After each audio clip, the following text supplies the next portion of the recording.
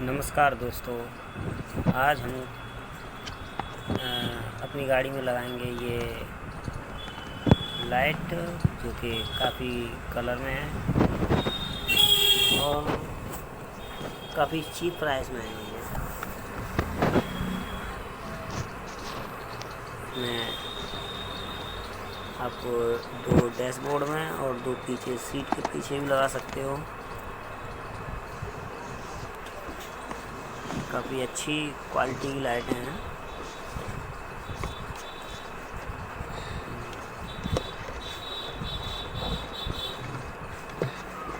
बने रहिए मेरे साथ इस वीडियो पे और देखते हैं कैसे इंस्टॉल करते हैं इन्हें।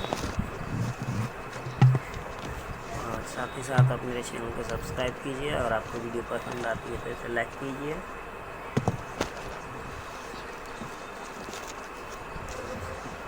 और कमेंट भी कीजिए।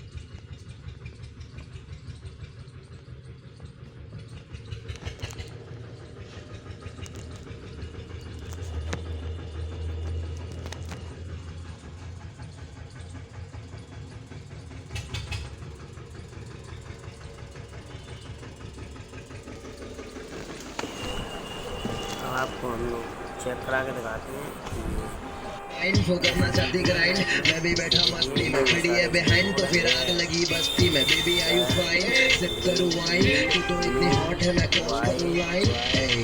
और भी सारे कई प्रकार के कलर हैं। इसमें मोड भी है कई सारे, नीचे पर भी है।